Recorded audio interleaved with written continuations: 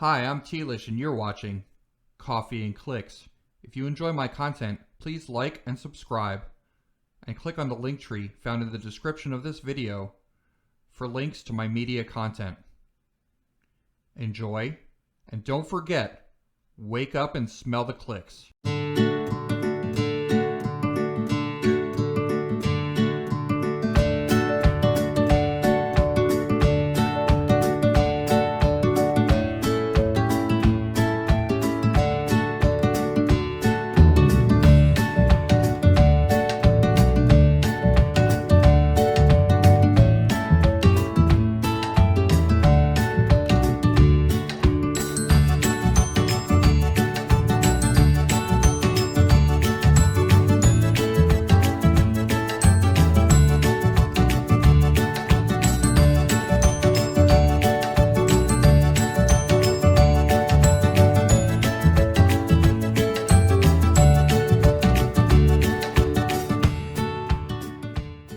Hi, I'm Tealish and you're watching Coffee and Clix.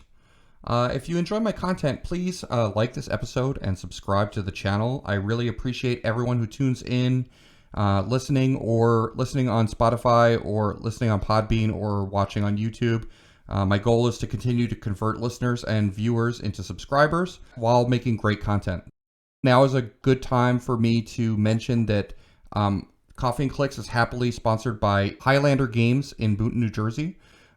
Check them out for all your gaming needs, including sealed Heroclix product, which they do ship. So check them out on Facebook or give them a call at their store. And today we're joined by our special guest, Jeremiah Peterson. Jeremiah, you recently played in your first competitive tournament. He finished third place in PJ Bolin's Kilted Classic in Kokomo, Indiana, which was a tournament of over 70 people. So, hi Jeremiah, how's everything? Good. I'm good. Thanks for having me on the show. Jeremiah, I have a list of questions. Actually, I listed out the topics for viewers that are watching. On the side of your screen, you can see a list of topics that we're going to be talking about today. One thing I want to start with is just a typical question that I ask a lot of my guests, but also I think it's an important question, which is, where are you from? What's your local Heroclix scene, and how did you get started playing Heroclix? Sure. Well, I live in French Lick, Indiana. I play Clix at a store called Game Night in Jasper, Indiana. And I've been playing Clix almost since day one. I remember the year I got married 20 years ago, as it happens. My brothers were both into this new game called Heroclix. And the day we went to get our tuxes for my wedding, there's like, can we make a side trip to a game store? We want to get some packs of Hyper Time. So I've been kind of playing since day one and I got into it. They were into it in Infinity Challenge Hyper Time, and I got into it around Clobbering Time. So I've been playing for a long time. And have you ever had any lulls where you stopped playing for a while and then went back to it, or was there anything like that, or were you just straight through just play every week Sure. No, good question. My daughter was born in 2004, and it became quickly apparent that I couldn't dedicate time to the game and my daughter. It was like I had to focus on what was important for a few years. So I stepped away for the first 5-6 years, of her life to, focus on just being dad and, not trying to go and do, tournaments and gaming and all that stuff. So I stepped away for a bit, probably, trying to think. I think Unleashed, if I remember right, Unleashed was the last set that I remember buying boosters from for a while, and then fell away from the game for a bit until probably almost Hammer of Thor. Okay. Yeah. That kind of brings me to my next question, which is, what style of Heroclix player are you? Are you, what format do you like to play? I guess at game night, what do they normally play? Do they play a lot of meta stuff? Do they play casual? What do you like to play? Sure. the way we described it actually, because a couple of the guys from my store went with me this past week to the Kilted Classic, and we described ourselves as playing meta pieces in a casual way. That's what I do. Yeah, I like to do that too. Yeah, yeah. Because I collect. I play, but I also collect. I've got a pretty much complete collection from the last 5 or 6 years of stuff. So I own everything, and I don't see the point in owning everything if you can't play everything. Yeah. So that's what we tried. So that's what I have tried to institute at the store. We encourage you to play everything you want. We've had issues where people would play too many ID cards or too many resources and this and that, and they always complain like, well, I have the stuff, I want to play the stuff. And I totally get that, but it's also playing it in a manner that is casual enough to be welcoming to new folks. So that's always the goal, right? Is to build the community and be inviting to new people. And it's hard to be inviting to new players when you play top tier competitive all the time. Yeah, no, I totally understand that. You can make casual teams with, I've played in games where people said, you're playing that chase. Why are you playing that chase? Or why are you playing that super rare? And, but you can still play a casual team with, it might not work as well as like a competitive team would, but it would be more, I guess, more fun. I don't know, or different kind of fun, because I think competitive play is also fun. But it's a different kind of fun. But that's kind of a different conversation we're having. Yeah, for sure. I agree. But yeah, I enjoy playing kind of like meta casual as well, like power casual, I call it. I don't know. Yeah, that's pretty applicable to what we do, and we go all up and down the spectrum. Like if I play something really strong, sometimes you have a hard time defining where that line is, which is why I talk to the competitive guys, and they make really good points for competitive play being a better version of play, because you never worry about where that line is and crossing the line. So I get that. I totally understand it. It's hard sometimes to toe the line when you're trying to be casual, but you're also trying to test out some things and play some things that are maybe a little more powerful. Like when Legacy Thanos first came out, I was like, this guy looks really good. I'm going to try to play my Legacy Thanos. And I wouldn't say it was a competitive team, but it was pretty close.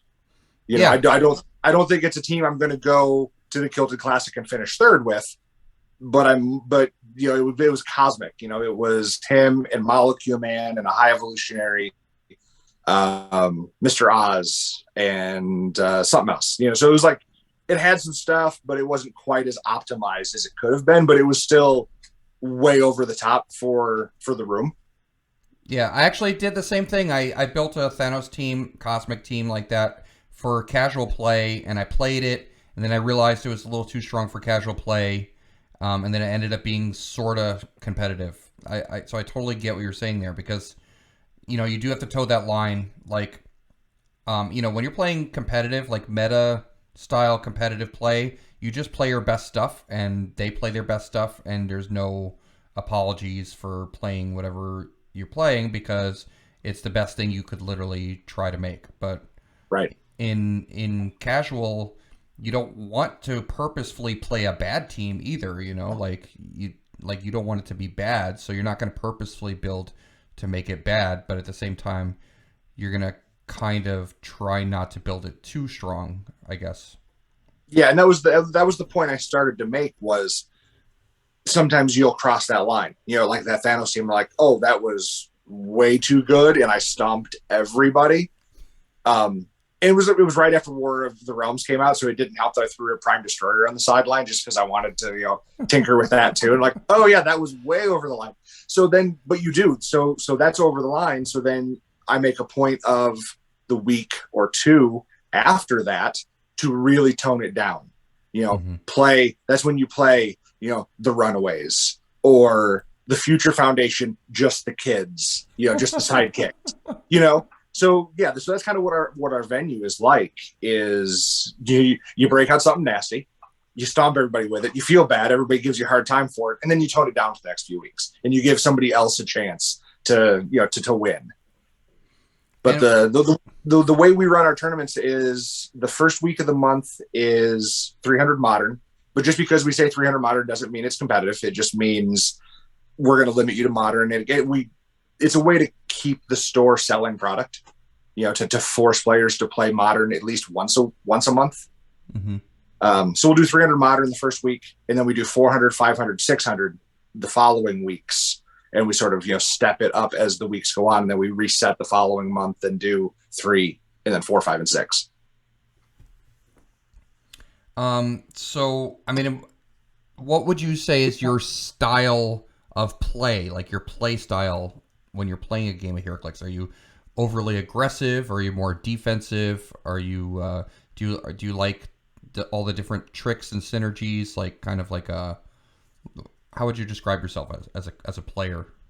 I would say I used to be more defensive, but I'm finding where the game is trending, defense is hard these days. Mm-hmm. Even with multiple rollouts or just high numbers, it seems like there's always, no matter how defensive I try to be, like I loved the Ultra Chase Peggy Carter when she came out. That 19 defend was really cool. And it's so easy to hit a 19 anymore.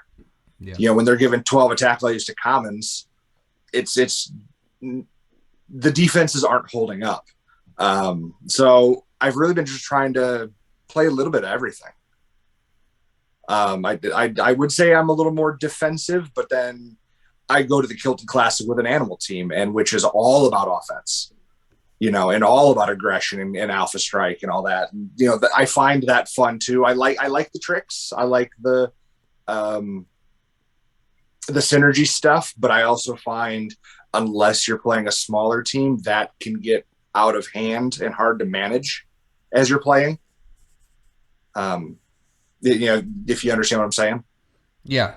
Like if you have too much synergy going on, then you have to like manage this, manage that, and it becomes a little bit too much.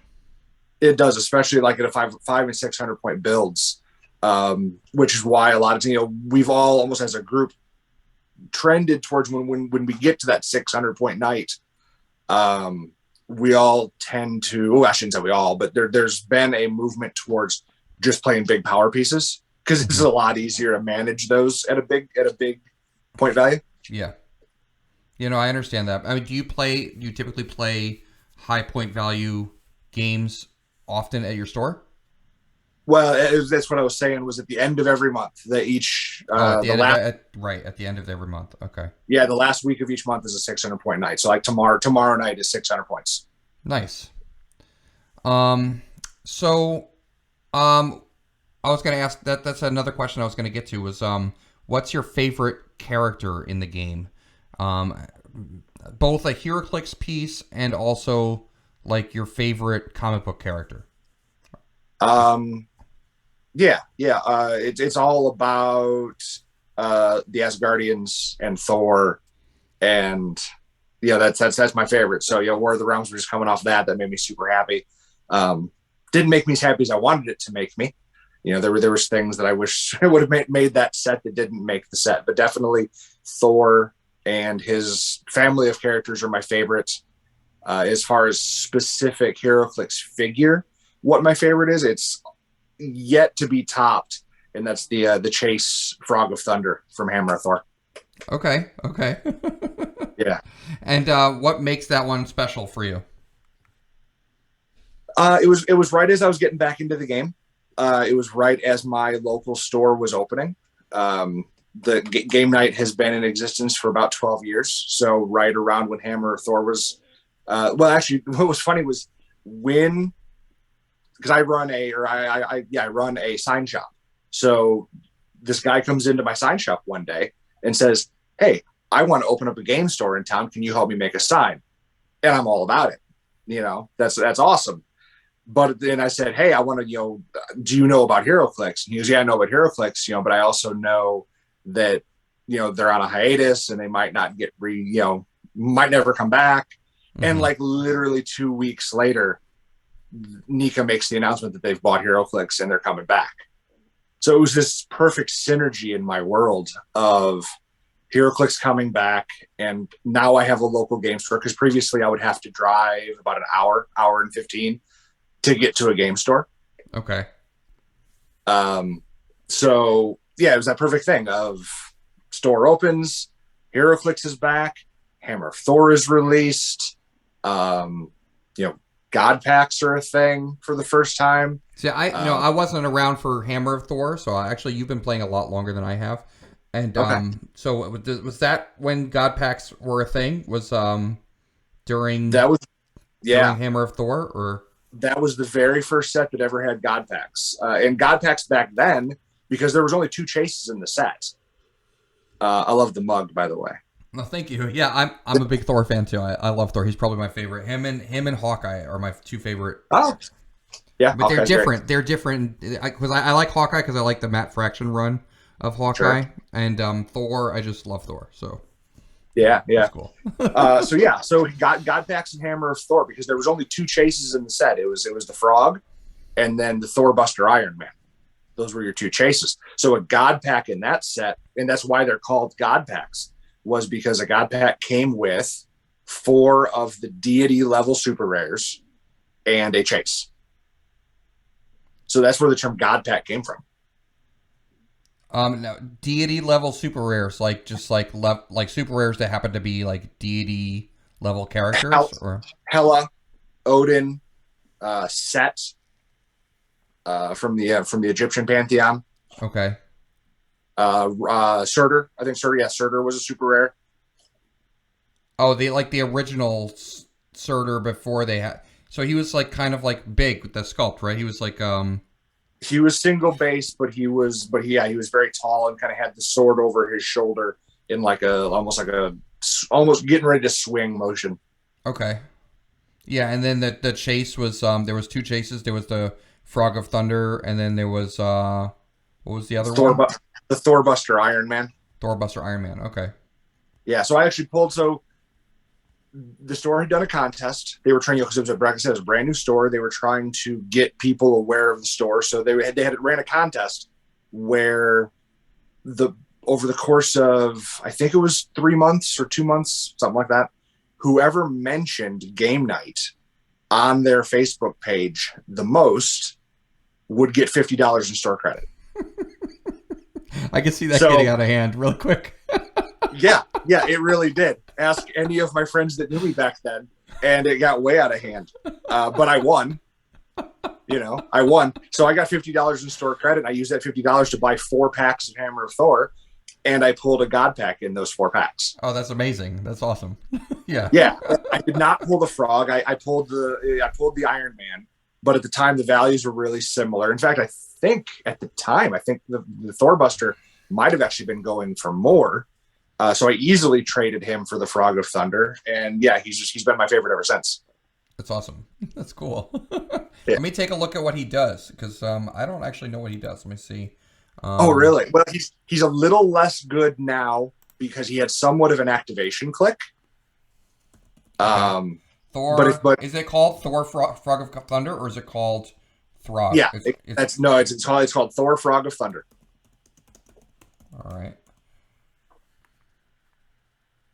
Yeah, he was 72 points. Yep. Okay, so he's got 5 speed with a special power, 10 attack, 17 defense with toughness, and 2 damage. But then he seems to have like an activation click. I could see what you're saying there. He's got animal, Asgardian, and warrior keywords. The speed power is among the weeds. Thor, Frog of Thunder, can use stealth. Lines of fire drawn to Thor, Frog of Thunder are blocked if he occupies water terrain. Okay, that's pretty cool. And then his attack power, which comes on clicks 2, 3, 4, and 5, and also he has a damage power that comes on 2, 3, 4, and 5. So the attack power is leader of the frog and alligator army. At the beginning of your turn, each opposing character within 6 squares of Thor, Frog of Thunder, that is also adjacent to or occupying water terrain, is dealt 1 damage. Just at the beginning of your turn. Oh wow! So all opposing characters within 6 of him. Yep. And if you're on a water map, They're taking 1 damage. Yes. Yes. Okay. Yes. That's crazy. And then the damage power, Thor, Frog of Thunder can use shape change and exploit weakness. Okay, so he's also a pretty good attacker. On top of the impervious that he already has. Yeah. So it's shape change impervious, really good attack power. All he would really need back in the day was an outwitter. He needs some outwit with him to make sure, because the alligator army, the damage isn't penetrating. Mm-hmm. So you play him with an outwitter to make sure you're hitting the thing you really want to hit. How's it worded again? Remind me how that was worded. Is it at the beginning of the turn? At the beginning of your turn, each opposing character within 6 squares is also adjacent to or occupying water terrain. So it's not actually back then. Back then it was great because outwit could be used during the beginning of your turn. Oh, it could. Okay, I didn't. Yeah. Wow. Yeah, back in the day, so you could outwit during the beginning of your turn, outwit something, and then activate the alligator damage. So, like I said, he's lost a step or two in rules revisions over the years, but I don't care so much. He's still my favorite. And the sculpt is one of the best sculpts they've ever made. Yeah, no, that'd be cool if they legacied him. That would be really cool, right? Yeah. I mean, I have mixed feelings on that. Like, I think yes, it'd be amazing, but at the same time, I really don't think I want them doing legacy cards for chases. Yeah, that makes sense. That's the only thing that would. I don't think they should do that. Yeah. Right. Yeah. As much as I'd love my boy to get a legacy card, I think in the grand scheme of things, it's best not to. Yeah. Speaking of, you were saying you played your animals team, and you did play that animals team and came in 3rd in the Kilted Classic. The Kilted Classic was over 70 people. First of all, like, being a kind of like a meta casual player, are you thinking of playing more in competitive events in the future and becoming more competitive now your recent success? Or I mean, I think so.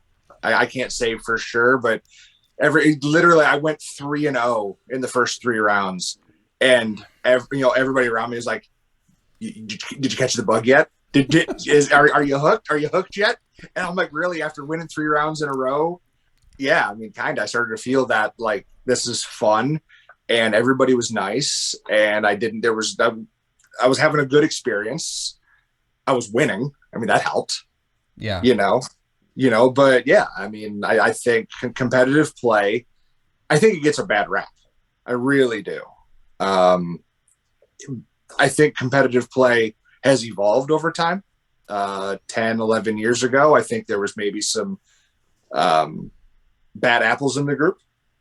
I can't name names, but I just think that, it used to be less inviting and less friendly. And now everybody's just like, it's this big club and everybody wants everybody to join and, come on in and let's play some games and, we'll teach you how to get better. And yeah, I think it's cool. I think it's fun. It's definitely different.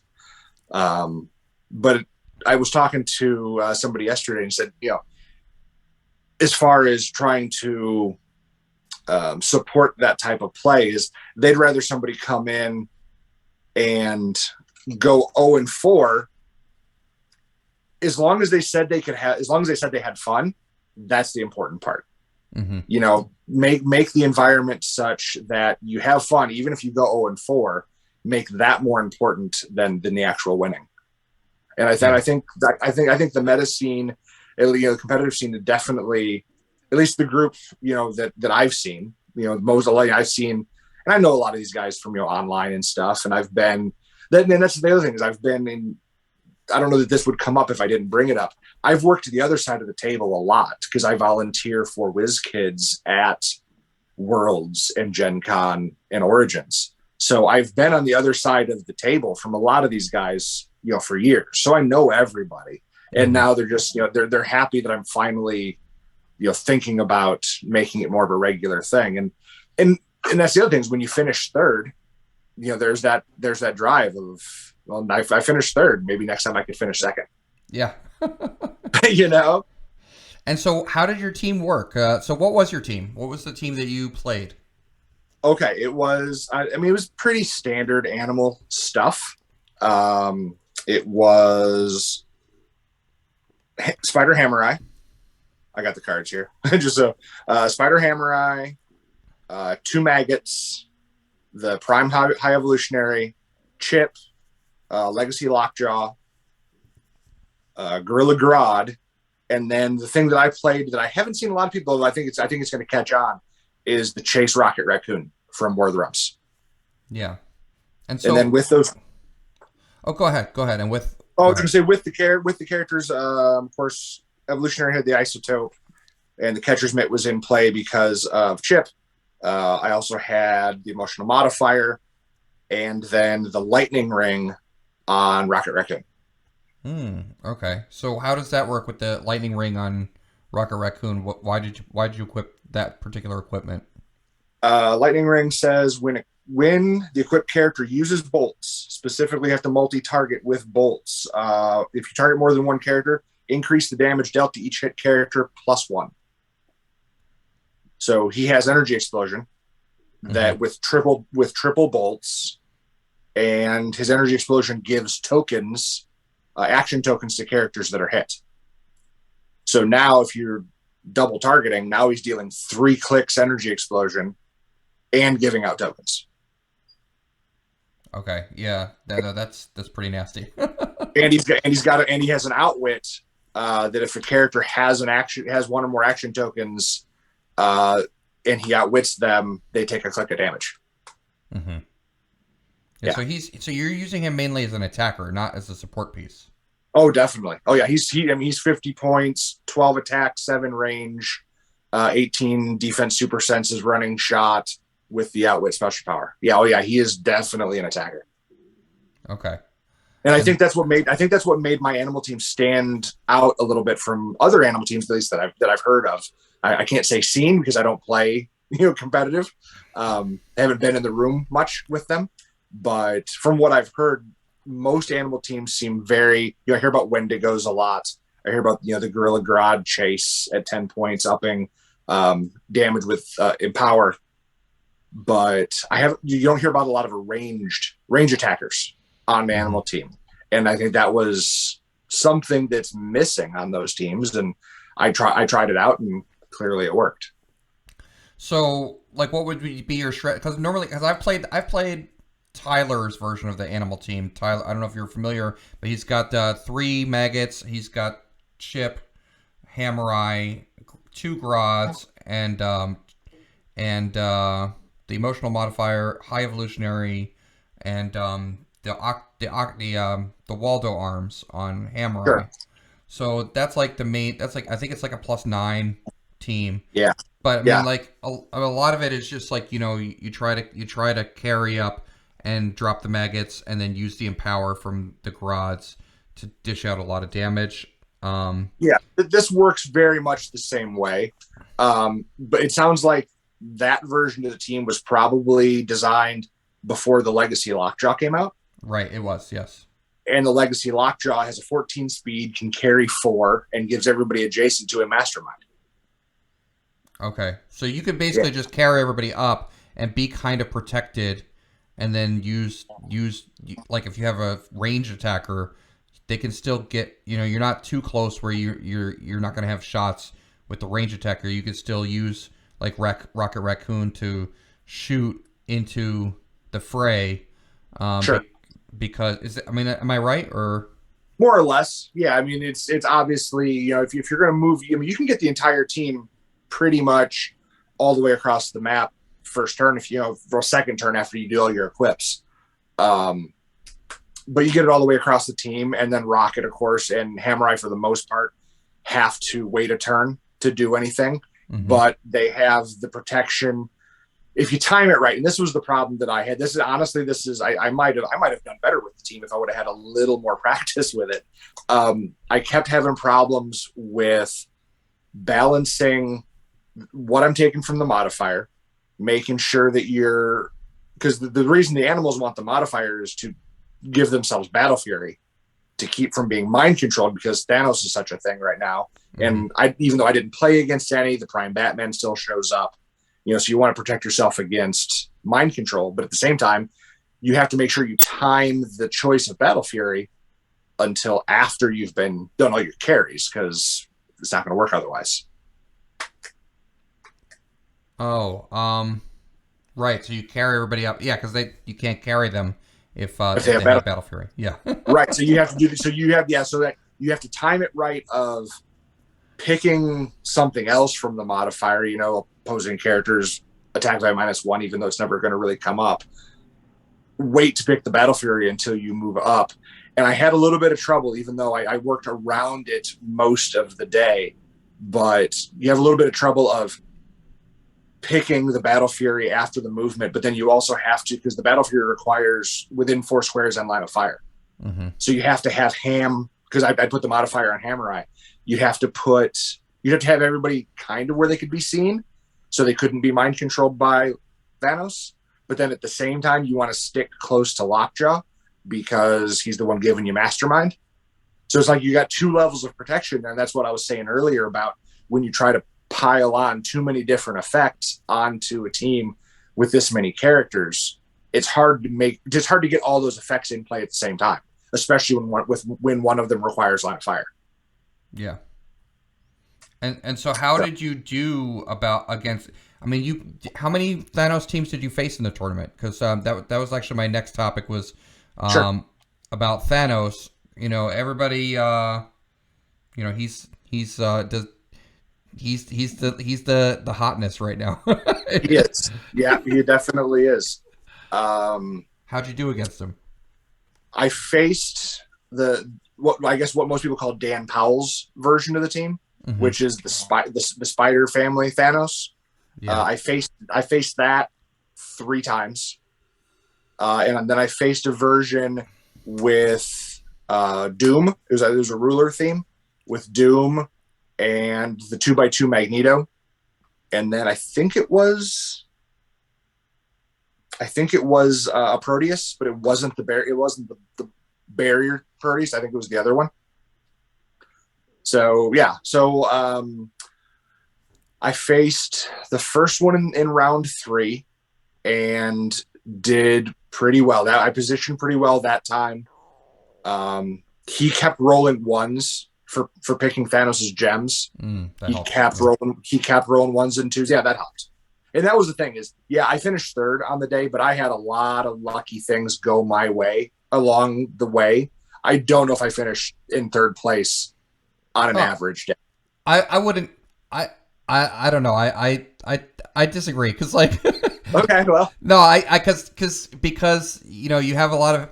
I feel like everybody at a tournament, you always have unlucky things go your way, and then you always also have lucky things go your way. Pretty evenly. I'm pretty sure you earned it. Well, I appreciate that. And yeah, and everyone that I have made that similar comment to, they always tell me the same thing too. But yeah, so his Thanos rolls weren't going great.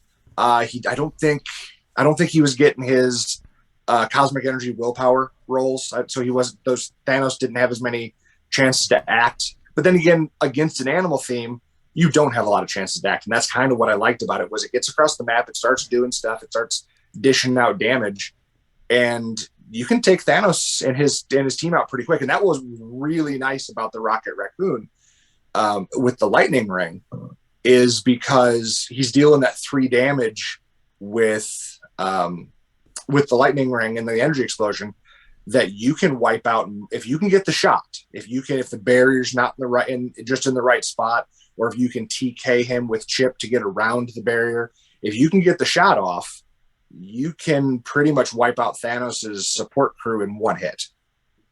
Oh yeah, that makes sense.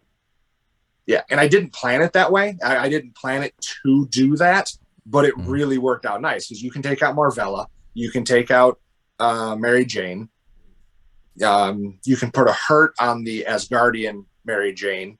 Doesn't finish her off, but it still hurts her because I think she has 4 clicks in toughness, so it probably deals her 3 of the 4 clicks it needs to kill her. And once he's by himself, once all of his support is gone, he's really not that hard to deal with if you can bury him in attacks, which is what the animals are really good at. Yeah. So that's what happened in the first round I faced him. That's basically what happened. Was his rolls weren't great. He didn't have as many options as he wished he did. I got my team across the map. And just as a point of for the listeners, for the viewers, what to expect when you're facing Thanos, especially if you're playing an animal team. What hurt me, and then I saw it for the first time in that round, was Lockjaw has a trait that says if he misses, the character that he misses is immobile. So what kept happening to me, and this is, I think, what threw me off my game a little bit in later rounds, was I would get mind controlled. Lockjaw would get mind controlled, and he would purposely, he'd miss, obviously, because he's only got a 9 attack value. Hammer Eye especially has a 20 up close. So if he could get the shot off, or if I didn't do the emotional modifier the right way or something, Lockjaw would get mind control, and then all of a sudden one of my characters is immobile and can't get carried. Yeah. Which is totally counterproductive to what an animal team tries to do. So your attacks, because just on paper, I would think that an animal team would have trouble against Thanos, just because, the maggots, the Eenie and Meanie tokens, they only deal 2 damage, and Thanos can reduce that very easily because he's got the cosmic energy, and he reduces penetrating damage, so you can't exploit him or anything like that. But right. It sounds like Rocket Raccoon was really pivotal in the in that matchup because of what you said about him taking out all the support, and then right. you just once it's just like one on, once you have everything else out of the way, then Thanos by himself, you can I guess deal with him with just regular attacks, right? Yeah, I mean, well, what's key is you got to get up close, and you have to, because what I figured out, and I figured this out in a very key moment against Dan Powell, was to get the food tokens on Eenie and Meanie. You don't have to damage the opposing character.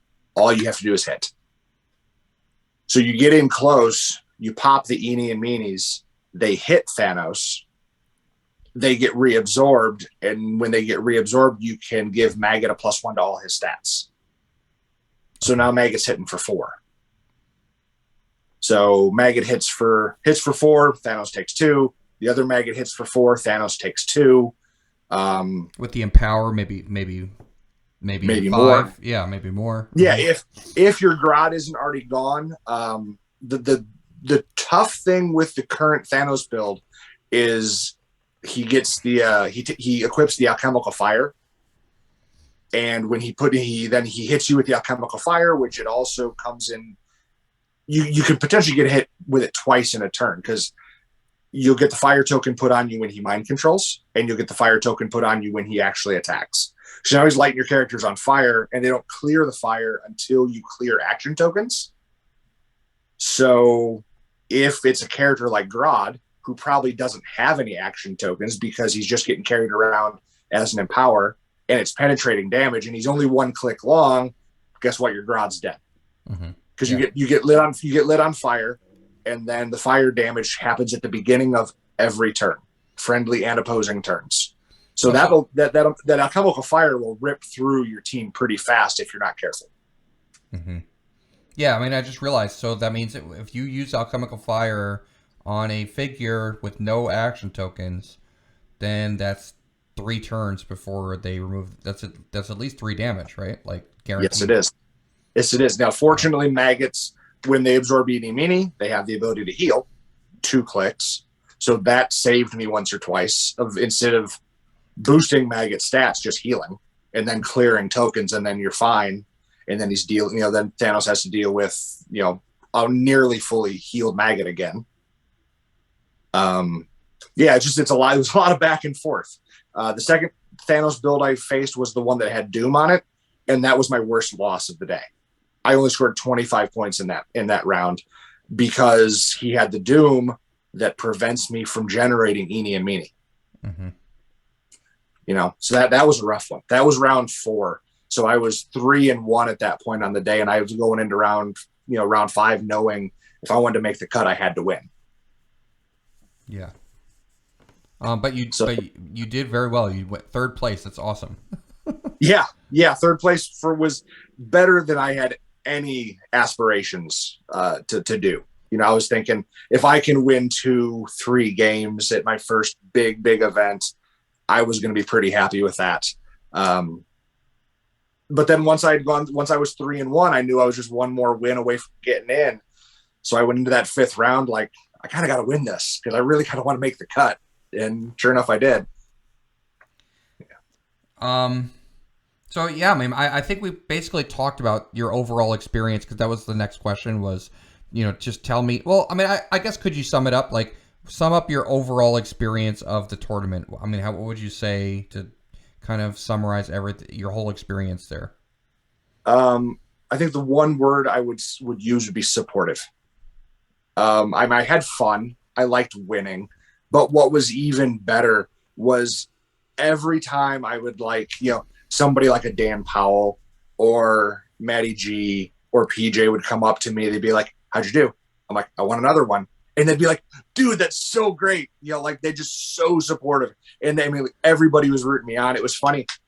When I was playing Dan in top 8, his wife, Sam, was playing Battle Royals with 2 guys from my group. So I walked over, you know, after the round was over, and I walk over to the Battle Royal area, and I'm kind of smiling, and she goes, "Did you win?" You know, I just beat her husband. And my Brad and Calby, my friends, they were telling me later that they're like, Sam was totally rooting for you over Dan. Which isn't that unusual, because actually Dan and Sam, they only live like an hour from our venue. So they do come up to our venue occasionally and play like Saturday games with us once in a while. Yeah, that's cool. So I've known the Powells for quite a few years. So it's not unusual for Sam to root against Daniel. Yeah, that's a perfect word to describe. I mean, I'm really glad that everybody was supportive. That's congratulations for sure on your big win. Yeah. Your not 3rd place finish, which is awesome. It's amazing.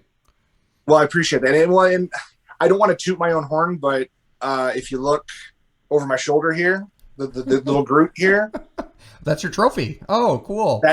That's my fellowship trophy. Oh, nice. So not only, that's why supportive is the word, because not only did I do really well and I finished 3rd place, but somehow the room voted me fellowship as well. That's awesome. Yeah. Yeah, it really was. So yeah, it was this outpouring of love from, I mean, this community knows me. You know, I've been around, like I said, I've been around for a while. Everybody knows me, but for everybody to really I feel like everybody had my back that day.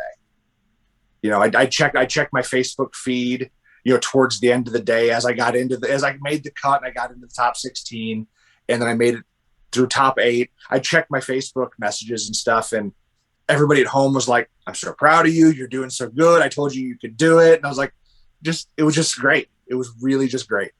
Yeah. That's awesome. So yeah, I mean, yeah, congratulations. This is really, really good moment. You. It's a great moment. Thank you. Thank you. So Jeremiah, I wanted to talk to you about, I mean, you are a Thor fan, so yes. This is, and I'm a Thor fan, and I know a lot of people didn't really like this set. I mean, this is the next segment here, I guess, if you want to call it a segment, is looking back and then looking forward. So we're gonna look back at the War of the Realms set, which is the last set that just released. And I know a lot of people were like kind of like criticizing the set a little bit, but I like it a lot. I like the War of the Realms set. The one thing, I mean, I thought it played really well in sealed for sure. Like it was I played it a number of times. I've had a chance to play it a number of times in sealed at my local venues, and I have a really fun time with the set playing it in sealed. It's really well balanced with itself. I mean, the only criticism I think people have of it is that there are not too many things that like influence the meta. Like it's not like the most competitively charged set. But I like Thor a lot. And I think it's an awesome set myself. What do you think about War of the Realms? Yeah, I agree. I think you're right that there was a lot of criticism for it not having a big splash on competitive play. That was something I've actually thought about in the last couple of days. That it was sort of an afterthought to how well I did over the weekend. Was, hey, maybe now that I've played this team and I've made and I did really really well with Rocket Raccoon, maybe I will influence the meta a little bit and prove, because I think Scott Cramton, who actually won the event, congratulations to Scott. Yeah, congratulations to Scott Cramton too. I've already hopefully he'll be like a future guest. I know he's been on the show before, but I'd like to get him to interview as well. Talk with him. But he beat me. He beat me in top 4. He beat me in top 4, but he was saying that the version of the animal team that I played is the version that he has been championing. That's it. Championing. Too many N's. So he said that's the version of the team he's been talking up, and I think he's right. The Rocket Raccoon is better than I think. I think people were looking at, because the other thing we didn't talk about, the other thing that Rocket does is plasticity. Yeah. He has plasticity with an effective range of 4, which does help in especially on my build, where an opponent would try to mind control my characters to move away from the support, and Rocket keeps them all close because you got to deal with his plasticity. So Rocket is one of my favorite characters in the set. Definitely now that I've played him and I've done so well with him. I think he's great. My complaint about the set in general wasn't to the competitive side of things. I didn't really care about that. If a set isn't overly competitive, I don't really care, to be honest. I like it when new and interesting and powerful things come out, but for me, it was more the lack of comic accuracy. Okay. As a fan of the comics, and I read literally every book that came out that had War of the Realms in the title. I collected the entire run, which I've never done with a comic run ever. Oh, okay. So you actually collect, because I was reading right before the set came out. I decided to read War of the Realms, but I only read the main ones. I didn't read all of the, sometimes I just read the main event. I don't always read the little spin-offs and stuff like that. I read a few of the spin-offs. Yeah. Yeah. But to talk about it, like what do you think about the comic accuracy of it? Well, the major one for me was Malekith. Malekith as a super rare in the set, it was pretty much just a generic Malekith dial based on, his trade is based on the Casket of Ancient Winters, which had no bearing on the War of the Realms story whatsoever. So your major villain from this storyline that you're basing the set on, of course, they made a point of putting him in the set. That was good, but they didn't seem to get his dial even close to what it was in the comics. Mm-hmm. That was troubling, but at the same time, they got some things very, very right. Like another one of my favorite pieces in the set was the super rare Valkyrie with the gold wings. Jane as Valkyrie. Yeah, that dial is very, very right. I maybe would have given her access to a couple more powers than they gave her access to, but that's a quibble because everything else is just really, really good. Yeah, and it has the Mr. Horse token, right? Or yeah. I love Mr. Horse. But in comic accuracy back, speaking of horses, the helmet that Spider-Man wears, the common Spider-Man with the Asgardian helmet, the shield, that helmet in the comics gave him the ability to talk to animals. It was one of my single favorite issues from the run. Well, it was from one of the Strike Force side books, where it was him and Wolverine, Captain America, I think Luke Cage and Iron Fist. They were going to rescue Thor, who had been imprisoned in Jotunheim. So the Strike Force, and they're going into Jotunheim. They're trying to rescue Thor. And as a prank, Wolverine gets Spider-Man to wear this helmet. He thinks he's pranking him. Well, later in the issue, Spider-Man realizes it lets him talk to animals, which is really cool. And it was a really pivotal, great moment in this book, and really funny and really well handled. and yet it didn't translate to his dial whatsoever. Yeah, they that would have been cool. Like if they did some kind of like keyword manipulation with that figure, like with animals or something like that. Like sure, or even if Spider-Man just gave a stat bonus to animals, or if Spider-Man could use mind control as free to target friendly animals. I mean, there's any number of things they could have done with it. But instead, it was just a fairly generic Spider-Man dial with some energy shield deflection thrown on because he was carrying a shield. So, what would be like if you had to pick three favorite figures from the War of the Realms set? What would you say are your favorites? Well, I already mentioned the Valkyrie. With the gold wings. Yeah, Valkyrie with the gold wings. I have to pick Rocket Raccoon. You have to pick now. Rocket, yeah. I gotta pick Rocket now. I mean, maybe a week ago I wouldn't have picked Rocket, but now I gotta pick Rocket. And then the other one I really, really like it. It's actually also Jane Foster, but in her Thor persona. Oh yeah, it's the one that functions very similar to the super rare Dark Side, where she can put out a Mjolnir token, and basically it moves around the map via dice rolls, and she can attack, with the hammer independently as free actions. Yeah, that's cool. Yeah. Yeah. So I mean, there's a bunch of stuff in the set that I really liked. The Chase She-Hulk I just played a few weeks ago. She's really good. The Chase Spider-Man. Obviously, everyone loves Chase Spider-Man. Yeah, he's good. He's a little, I agree. He's susceptible to outwit. A lot of people are saying, well, you have to put Galactus on him to give him some outwit protection. I don't think you have to. I don't think you have to. Yeah. I don't think you have to, but at the same time, it's going to make you sad when your opponent comes at you with some outwit, and takes away your super senses. The Prime Gamora is really great. I've played the Prime Gamora at low points once. I'm going to play her at full points tomorrow on a Guardians of the Galaxy theme. Mm-hmm. So yeah, I mean, I agree with you. I mean, I think the set overall was a very strong set for casual. Admittedly, there's not a lot. I mean, people were trying to make the Prime Wrecker competitive. I know there's a few people this weekend playing Prime Wrecker build. My friend Ryan specifically was one of them. I don't think he did all that well with it. I don't know if anybody else that was playing that team did particularly well with it, but I know he's got some potential at least. Did anybody win with mission points in the tournament? Not that I heard about. Okay. Yeah, I feel like that would have been a thing that would have gotten some buzz in the room that people would have been talking about. I didn't hear anything about it. And you're playing Prime Gamora at 125 for that 600-point game? Yes, tomorrow. Oh, nice. So what's? Oh, I don't want you to give up any secrets. If what's your team for tomorrow? No, I can tell you because you're not going to you're probably not going to post this for a couple of days, right? Oh, that's true. Yeah, that's true. Yeah, and I will have played the team by then, so it's no big deal. So it's Prime Gamora, and this is how I said earlier. Sometimes I'll cross that line between nice and mean.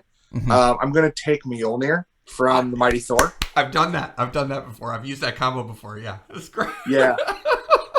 So Gamora with Mjolnir, and I'm going to play the Legacy Beta Ray Bill.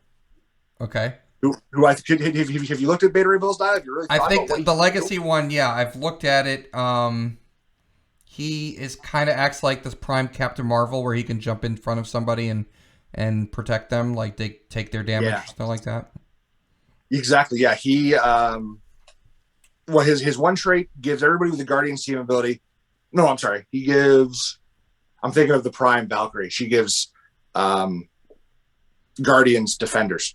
But yeah, his Beta Ray Bill's claim to fame is he can move adjacent once per attack, and that's the cool thing. It's once per attack. He can come adjacent to somebody that's being attacked, take their defense powers and their defense value, and he becomes the target, even if illegal. Mm-hmm. So essentially, if he's constantly protecting Gamora, that means unless he gets outwitted or Gamora gets outwitted, he will have a full dial of impervious, because every time he jumps to help Gamora, he'll have impervious, whether his dial has changed or not. Mm-hmm. So yeah, so I'm playing those two together. Rocket Raccoon, because I have to. He was on. To be fair, he was on the team before I even decided to play him last week, and I designed this team like 2 weeks ago. So yeah, Rocket's on there. I had it behind me. What was on the team? Groot for retail or Yeah, Groot's on. No, just the new the new Groot? Oh, the the new 55-point War of the Groot. Realms Groot. Yeah, Yeah, yeah, the new that's a fun Groot. piece. I like that piece. Well, again, it's to be kind of mean. He's got top dial and power, so you keep him with Gamora, and now she's hitting for like 6. Hulkling, 60-point Hulkling super rares on the team. The Prime Valkyrie, and then the Empire Loki. Empire Loki. The rally dice one that can make duplicates of himself. Oh, okay. The one standing on the fire hydrant. Yes. With his foot, with the t-shirt on. Okay. I didn't realize he was Guardians of the Galaxy. He is. Okay. Yeah, I didn't realize that. I didn't realize that at first either. But when I was building the team, I was like, oh, he's got Guardians. That's cool. And I haven't used as a version. I have used the new version, the War of the Realms Loki, that kind of like the Dr. Fates that you can play multiples of. Yeah, he's a lot of fun. I like that. I've used him, but I hadn't used the Empire one yet. So I threw him on the team too. Yeah, we'll see how it does. It sounds good. My friend of mine wants to play 25 of those Lokis. Sure. on a and then I just showed him a picture of Miss Minute, so it's like, no. Yeah, right. Yeah, she would destroy that team. 25 of the War of the Realms ones. Yeah, the ones that act like Dr. Fates. Yeah. Yeah, I played a mystical theme with Hela, Hades, a bunch of Dr. Fates, and a bunch of Lokis. Because they're both mission point pieces. I was kind of trying to win on mission points. I never got more than about, I think, 14 in a round. I think we talked about War of the Realms, and that was the looking back part of the segment, I guess, the pseudo segment that we're doing here. So sure. Now the next part is looking forward, or looking ahead. What do you like from Disney Plus? I think there's a lot to look for. It's really weird with Disney Plus. I've noticed 2 camps. I think the competitive players look at the set and see all the little stuff that works together, and they seem to really like it. And this is a set that the casual players have kind of turned their nose up at a little bit, because everything's low point and support in a lot of cases. But I think there's plenty to like. I think Collector is going to be a lot of fun to build around. The Collector. I mean, let me bring him up so people can see Collector, because I think he's a lot of fun. Yeah. Well, you asked me earlier kind of what my play style is, and what I like to do, and I really like scenario builds where you have to build a specific, to meet a specific requirement in the build. That's what we do that a lot of times on Saturdays. Where there's like, oh, you got to have X, Y, and Z roles filled and this kind of thing. And Collector sort of has that built-in scenario built into his design that I think I'm going to have a lot of fun building around. Yeah. So, I mean, as everybody at home can see, he's 25 points. He's got 4 range 2 targets. He's got Cosmic Energy. He's 4 click dial with the stop click. He's got Super Senses his whole dial, Perplex his whole dial. He starts with Incapacitate and 12 attack with 2 targets, and 10 speed with phasing teleport. But the cool part about him is that he's got 2 traits. One trait is, of course, if that's not your style, if you have at least 1 character of each rarity of common, uncommon, rare, and super rare on your force, friendly characters modify attack +1. So that's like that kind of scenario thing you were talking about. If you want to benefit from the +1 attack for everybody, you have to have a common, an uncommon, a rare, and a super rare. And then the other trait is there's plenty more we can play with. At the beginning of the game, if each character on your starting force is from a different Heroclix set, as long as the collector is on the map, friendly characters modify damage +1. So now you can get +1 attack and +1 damage if you have a common, uncommon, rare, and super rare, and if you have every character on your force coming from a different Heroclix set, which is crazy, but I mean, it's fun if you can think of a team that where that works. It's a thing where you might have to shoehorn some less great pieces onto the team in order to make the really good ones even better. That'll be a case where you're gonna go out and you're gonna find, if you let's say you're trying to build a cosmic theme, you're gonna go out and you're gonna find like a 10 or 15 point junk piece to throw in just because it came from a different set. Who cares if you're wasting the points on it?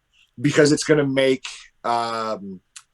let's say your Ultron Pym that much scarier. Because he's cosmic.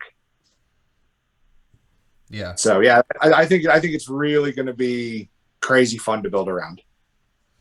And so is that the like what you're planning on building around for Disney Plus coming up in the future, or like something with? Well, I mean, I'll definitely build with him. I think the Prime U.S. agent is better than he has any right to be. He's like 50 points and just does way more for 50 points than he should. I got him pulled up if you want me to. You need to pull up on your. Yeah, let's take a look at it. So, I mean, is he so good that he's like kind of a party foul and casual, or what would you think? I think so. Yeah, I look at this dial and I see the potential to it. It's not quite like Sky Tyrant 50 points good, but it's not too far from it either. First off, like I say, he's only 50 points. Starts the game with both the shield and the super soldier serum equipped. So he's getting two equipments. His first trait, when a friendly character within the line of fire is KO'd by an opposing effect, choose one to use for the rest of the game. Flurry, Exploit, Super Senses, Battle Fury, or Outwit. So when friendly characters get KO'd, he can just start picking powers. Movement is Charge, Stealth. When he uses Charge, if he occupies Hindering, do not have his speed value. So now he's got a 10 square charge. Defense, Combat Reflexes, Toughness, Willpower, on top of an 18 with an 11 attack, Super Strength, and 3 damage. Close Combat Expert with double targets. I think where he gets really good is the U.S. Agent Shield and the Super Soldier Serum, which I think the Super Soldier Serum gives him a bonus to willpower rolls, right? Yes, it does. So he gets a bonus for willpower, so he succeeds on willpower on a 4, 5, or 6. Right. With that serum.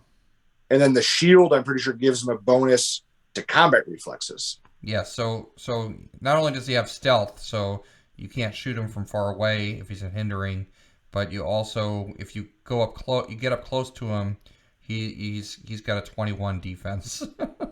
Yeah. Like I said, it's not quite Sky Tyrant gross, but that's way more than 50 points ever used to buy you in this game. Yeah. Limited only because his keywords are only Soldier and Brute. So you don't have a lot of keyword options with him there, but still great. Definitely I'm looking forward to all the Lokis. I think all the Lokis are going to be just a blast to build with as a team. Yeah. Let me see let me see. Yeah, because I actually really like the old man Loki, the one that comes back. I think that's the rare, right? Yeah, he's the rare. I really like him a lot.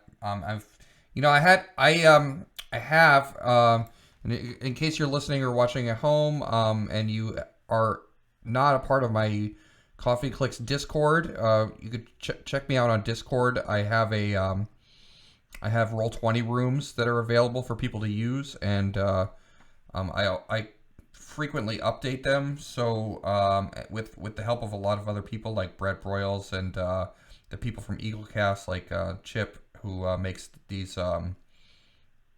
tokens, these beautiful artworks for these Roll20 tokens, and also Jay Patel, who helps me out with programming everything into Roll20. But I have a sealed simulator in Roll20 for Disney Plus, and also for War of the Realms and for a lot of other sets as well. So I was playing sealed with my friends just the other day, testing out Disney Plus, And I gotta say, we pulled both U.S. Agent and we pulled that rare Loki. The rare Loki is pretty decent. He's pretty good. I'm trying to find him. I mean, U.S. Agent is great, obviously. Yeah. Loki's number Loki's 035. 035. Yeah, here we go. So, I mean, the reason why I like him is he has a trait. So first of all, he's a decent attacker. Like in Sealed, he's pretty good because he's 75 points. He's Mystics. He's got 7 range for 2 targets. He's got running shot, 11 attack with Pensai. He's got Outwit. He's got a stop click and 7 clicks of health. So he's pretty hard to take down. And you also kind of want to avoid him in the beginning of the game because chances are your opponent's going to have another Loki on their sideline. So the way his trait works is it says he has shape change also, just traded. So for the entire dial, he's got shape change. If Loki would be the first friendly character to be KO'd this game, you may instead replace him with another character named Loki from your sideline that is equal or less points than Loki on its starting click. So yeah, so if they KO Loki first, then that happens. So I mean, you can get around that by KOing something else first and then coming back to Loki later, but that just gives this particular Loki some extra staying power. Also, if you don't want to use him that way, you can also use him on your sideline. It says sideline active once per game if another character named Loki is the last friendly character on your force while this Loki is on your sideline. When that character would be KO'd, you may instead replace it with this Loki on click 1. And by the way, those two parts of that trait also work together. So if Loki 035 gets KO'd first, then another Loki comes in, and then that Loki happens to be the last character on your force and gets KO'd, then Loki 035 comes back in. So, that's possible. It's not, I mean, it is doable, I guess. Yeah. And I think somebody else said something. I think I heard that you could for funsies just play an entire team of Lokis. Well, yeah. I mean, that you think I'm not going to do that? The reason I haven't done it yet is because I know Disney Plus is coming out. Yeah, I mean, I guarantee you, one of my 600-point nights will be an all Loki team. I've got enough, and if I have to fill points, I've got enough Empire Lokis, enough War of the Realms Lokis that I'll fill those points. Just so you can have him come back from the sideline. Yeah, absolutely. No, I think it's I think it's great. I love it. Yeah, and there's tons of. I just looked at that one Loki, but like all the Lokis in the set are pretty good. Even the common Loki is really good. Yeah, I think, and I'm kind of glad that he's maybe the least good Chase, being the Frost Giant Loki. Oh yeah, I don't think he's not great. That makes me happy because it's going to make him easier to get. Mm-hmm. But at the same time, I think there's something to be said for putting him together with Party Thor, because Party Thor has Pulse Wave that gives tokens. So if you're playing as Guardian, you can do Party Thor, Pulse Wave that gives tokens. You can play the Rocket Raccoon with Energy Explosion that gives tokens. And then you can play the Chase Frost Giant Loki that when an opposing character clears tokens, I think they have to be adjacent, but when they clear tokens, they can only clear one at a time. So you got all these. Which figure does that? That's the Chase Loki. Oh, this one. This Chase Loki. Yeah. Yeah, it's the Frost Giant. So he's got traded Steel Energy. When he hits after resolutions, give each hit character an action token. So he gives action tokens. Party Thor gives action tokens. Rocket Raccoon gives action tokens. They're all Asgardian. And then he has plasticity. Adjacent opposing characters can only clear one action token instead of 2. Mm-hmm. Yeah, so what's cool? They're all Asgardian too. That's great. Exactly. What's cool about him is that traded Steel Energy. So even if he's near Party Thor, who's pulse waving, sure, maybe you're pulse waving your own Loki, but he's got Steel Energy to stay healthy. Yeah. and then you're locking down your opponent's team. I will probably get I'll probably get physically hurt by my by my friends that evening, that when I finally decide to play that team. Because I think there's something to be had there, but it's also a lockdown team, and those aren't exactly fun to play against. Yeah, they're not fun teams. Yeah. They're fun No, for I did that. Fun for the player, that's it. Yeah, I did that when Mighty Thor was new, and the Chase Malekith that had the Casket of Ancient Winners that could just give tokens out to everybody within so many squares with the casket. I played that, and even though it was not as it wasn't a guaranteed effect, because it was an effect that would wear off if you couldn't like replenish it often enough. It still caused a lot of gnashing of teeth that night. Yeah. No, I mean, it sounds nasty. The whole tokening. Yeah. Tokening thing. Not fun to play against.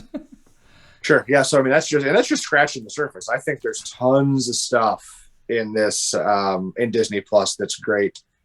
I'm trying to remember who. I think Miss Minutes is going to be great. God, there was a lower the Doctor Strange Supreme. He's an uncommon, like 200 points, just power piece. He's going to mess people up in Sealed. Darcy from WandaVision. I love that they gave her the Asgardian keyword. Yeah, because she's friends with Thor. Mm-hmm. They gave Jimmy Woo Mystical. Did they? I was just getting ready to look at him, actually. Yeah, they did. He's fine for 20 points. I mean, PD and Perplex for 20 points. It's nothing fancy, but it's not a bad way to spend 20 points. No, I love this. I think this set is great. I can't wait to get my hands on some figures from this set, because this is like a really good set. It's I mean, everything that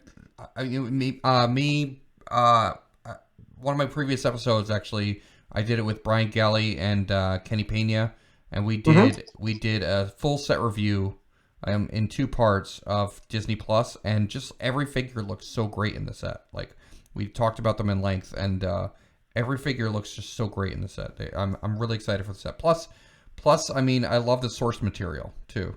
For sure. Like, I think you know, I'm a big fan of the Disney Plus shows, you know, including the one that's on right now, Moon Knight. I don't know if you're watching Moon Knight, but it's pretty good. Yeah. We my daughter makes sure we stay current. We can't get because I play Clix on Wednesday night, so we can't watch the episodes when they're the night they premiere. Yeah. But she doesn't let us get much past Friday night before she's like, "You guys want to watch the new show, right?" I'm like, "Of course we do. Let's sit down and watch the new show." So, you know, I was looking at another one that hit me really early on that I thought was really great was Ravonna Renslayer. She's uncommon, 20 or 30 points. Probability control. Friendly characters with a shared keyword within range and line of fire have safeguard opposing probability control. No, yeah, that's awesome. She's really good. Let me look at her.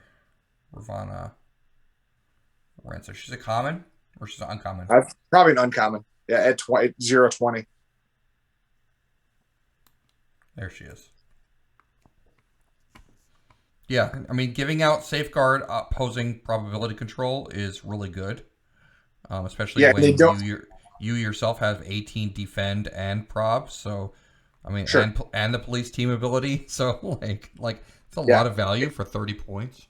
And all it requires is range and line of fire to get that safeguard, which, as long as you're not playing too big of a team, it should be pretty easy to keep everybody within range and line of fire. Mm-hmm. So yeah, and she's PD, so you're gonna want to keep her. You're gonna want to keep her close for that effect anyway. Yes.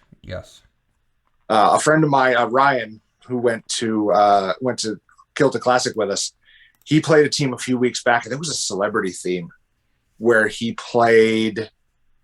Oh, it was on March 16th. I know specifically the date. It was March 16th he played this because he played Stone Cold Steve Austin. Carrying the Chase Spider-Man, that gives protected probability control. So he had and Stone Cold can like chain his stunner effect. Oh, that one, yeah, yeah. I mean, how did he carry his wild card or? What he probably gave Stone Cold some object that gives him flight. I think it might have been the beetle pod. Okay. Yeah, so he gives Stone Cold some ability to carry, and then he carried Spider-Man and chained his stunners from character to character to character. Happened to be the night where I was playing my Dr. Fate Loki team, and he literally took out all of my Lokis and almost all my Lokis and Dr. Fates in one action. Now, he immediately died to Mystics damage after. Yes, I was just gonna say. Yeah, immediately died, but he took out. He probably took out 120 points, and Stone Cold's only 80, so he was up on points. He didn't care. That's great. That's so awesome. Yeah, so I mean that's the kind of effect that, and I couldn't prob it. That was the thing. He was doing it, and he was carrying Spider-Man the whole time, who gives protected prob control. That was why I brought it up. That's why I like Ravonna so much. Is that protected prob control? Spidey gives that same effect.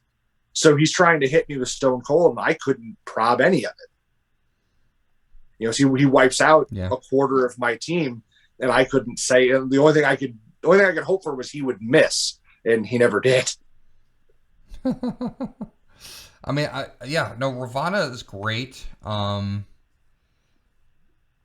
Mobius is great. Yes. Just Mobius, because he basically gives like a pseudo charge to people with phasing teleport. Not to mention he's got leadership and TK for only 30 points. So like he can give, if you look at Mobius, he can give friendly character within range uses phasing teleport and moves 4 squares or less after resolutions they make a close attack. So then you combine that with Prime Vision. Sure. Who's pretty gross. Yeah, he's gross. Yeah, I mean, I prefer the super rare version, the regular Vision. I think so too. I think they're both very good. I think I prefer the regular by a slim margin. By a slim margin. But I mean this Prime Vision is really cool too. I mean he can flurry. He has flurry and he has phasing teleport. When he uses phasing teleport after resolutions, he can use flurry as free. So you phasing teleport him 4 squares, use the flurry as free, and then he gets another attack from Mobius to give him 3 attacks. And then I've heard people talk about like equipping him with the Waldo arms to possibly give him 4 attacks if you roll 6 on the Waldo arms. Yeah. So, he deals a ton of damage, doesn't he? I mean, relatively speaking. Well, he just does 3 damage. Well, I'm looking at his 100-point line. Yeah, on 200-point line, he's a beast. Yeah, I mean, yeah, 200. But even then, if you're only playing him at 50 points, he's attacking that many times. It's still a lot of damage. Yes, it is. It is. I mean, with 10 attack though, but still, you can definitely perplex that or whatever you need to do. Plus, he's got outwit and shit. like he's got a lot of stuff going on. He's got outwit. He's got shape chain. He's got many rollouts. 2 rollouts. Super senses and shape change. But then he's also got invincible for his defense power, and that power's protected outwit, and he also has willpower. And he's got a lot. He's got a lot of stuff going on. Plasticity. Yeah, it's just a really strong set. I know everybody's looking at the Watcher from the miniature game, the starter set. Everybody's looking at Watcher. You know, he's super good.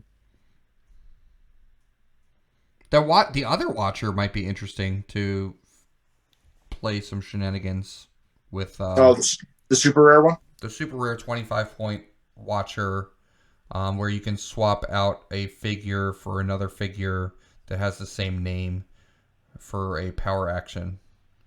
And you can do that a number of times based on a die roll, I think, or something like that. Yeah, it's I'd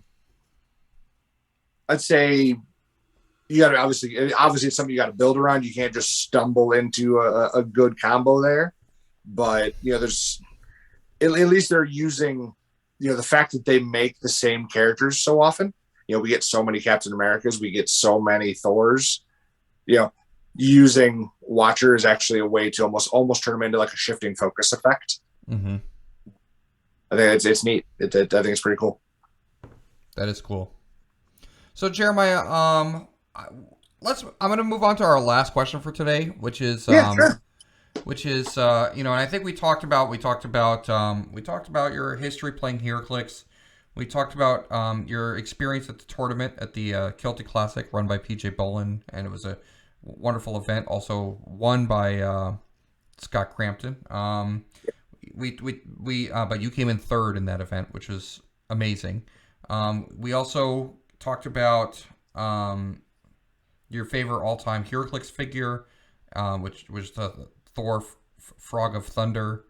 Did I get that right? I think. You got it right. You got it. So his actual name is Thor, right? It's Thor Frog of Thunder. That is right. Yeah, okay. And then we talked about your favorite character in Clix.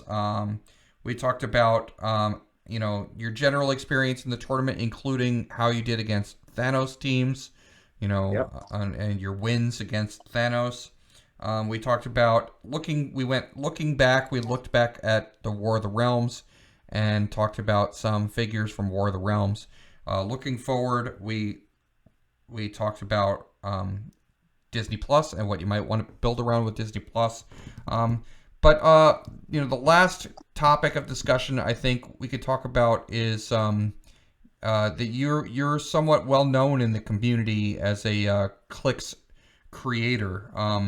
You have your business called Jeremiah's Clix Creations, and you're well known for making accessories that have to do with Clix, like Heroclix dice trays, or Heroclix trays, like to carry physical teams and things like that. Also bystanders. Do you want to talk a little bit about your business? I'm reluctant to call it a business. It's almost just more of a hobby that makes me a little bit of money on the side. But I have done quite a bit with it in the last few years. It's neat to go to a tournament like I did this past weekend and look around and see people with trays that I made and tokens that I made. My first opponent, he was using some of my bystander tokens just as general action tokens. And I'm like, he had like a rookie bystander. I was like, I said, did you get that for me? He goes, oh, it's my dad's. I said, oh, okay, well, your dad must have got it for me. So that's neat, of seeing stuff you made getting used in the community. But I mean, I guess there's just not a lot to say. I mean, you kind of said it. I make bystanders. I make action tokens. I've made terrain tokens. One of the things I like that I've made double-sided smoke barrier for Molecule Man because he gets played so often. Mm-hmm. So double-sided smoke barrier. It's purple on both sides, so it kind of color codes to him a little bit. So it's real easy when you put out your smoke, and then if you want to turn it to barrier to put up a wall, you just flip them over. I've made those. So yeah, terrain, bystanders, action tokens. They're made from 1/8-inch thick acrylic that I laser cut circles, and then I just print stickers that apply to them. And they're high quality stickers. Everything's laminated with a matte finish laminate, so they don't stick together. It's kind of a learning curve. The very first ones I did, I'm like, oh, I'm going to make them glossy. I'm going to make them this so they look really cool and shiny. And then I quickly found out that glossy laminate I was putting on them almost acts like glue. And if you stack too many of them on top of one another, they all just stick together. So early on I had to switch to matte laminate for that very specific reason. But yeah, then I do trays. Trays are good for transporting your teams from table to table during a tournament. Typical tray I make holds, God, how many holds? I'm trying to think how many characters it even holds. Probably about 16 characters it can hold. Varying size slots for standard bases and double bases and 4x4s up to I think like a vehicle size base it'll hold. I've done a lot of those, and they got slots in there for holding tokens and cards and dice and stuff. So yeah, I mean, it's something I've been doing for a few years now, and I feel like I've got a pretty good reputation in the community. I always know when someone has asked about, hey, I see it on Facebook groups a lot, like, hey, who makes trays? Hey, who makes tokens? And I know when one of those posts pops up, because like I'll set my phone down on my desk at work and I won't check it for an hour or two, and I'll come back and I'll have like 18 notifications in the last hour. I'm like, how did that?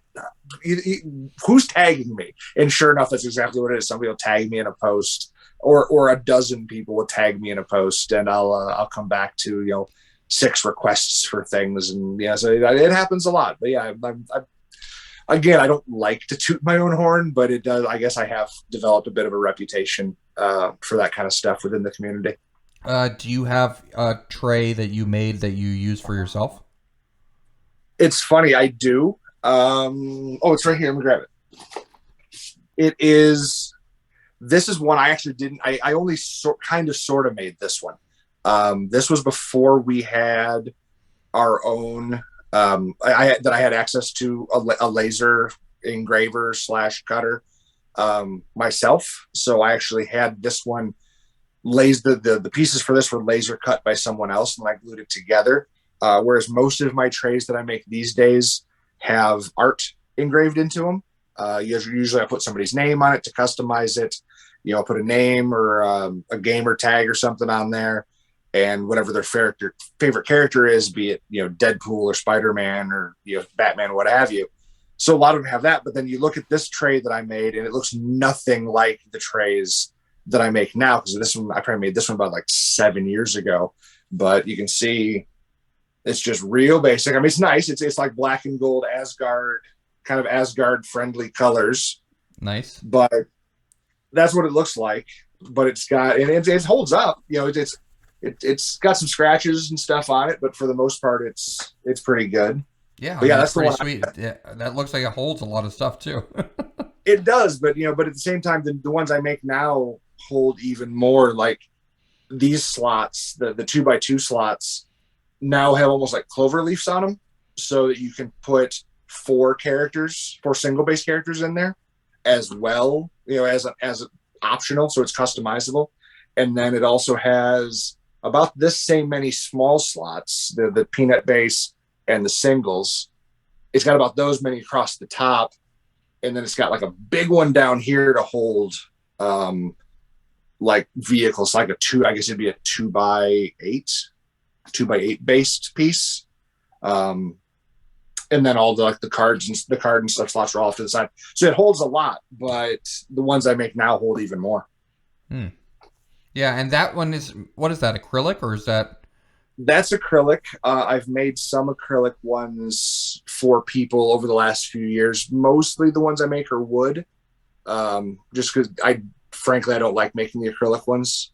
They're harder to make if you put the artwork in them, because all the ones I make now have artwork and people want the artwork on them. It's a lot harder to do the artwork on the acrylic, because with the wood it has like a burning effect, so the artwork kind of gets burned into it, whereas the artwork on the acrylic, it gets burned into it but you can't see it. You have to actually put like a coating over it to bring out the color of the artwork. So it's a lot more steps. The material's a lot more expensive. So it's just, I go back and forth between is it worth doing the ones I don't, even though I make a little more money on them, I still don't like making them. So I mostly do the wood versions. I made one for PJ for I didn't see a picture of him with it, but I made one for PJ that was supposed to go to the champion. So it should be Scott Cramton's. He should have gone home with it for the Kilted Classic. I get that request quite a bit. People that run larger tournaments like that, or Dave Newmark's event down in Florida, the Clix Cup that he did last year, I think it was. Those people come to me and ask, hey, do you want to donate a tray for this event? Or, hey, can I buy a tray from you for this event? The Huntington's event coming up with Scott Porter. They asked me to, because I donated a tray for that last year. and they asked me again this year to donate another tray. So I'll be doing that here in the next few weeks. Very cool. Yeah, so that might be up for auction or something, or as a It should be. prize. Yeah. Yeah, I think that's how they did it last year, was an auction, and I don't know if this is true or not, but Howard Brock reached out to me and said, "Hey, Scott wants to know if you're going to donate another tray this year." I'm like, okay, did Scott Porter really ask if I'm donating another tray, or is that just your way of getting me to do it? 'Cause I'm going to say yes either way, but it would be pretty cool if Scott Porter specifically said, "Hey, get that guy to donate a tray." That's great. Yeah. So Jeremiah, thanks for coming on the show. I think that's all the time we have. But thanks for joining me. It was a pleasure, and I just want to say to the viewers at home, wake up and smell the Clix.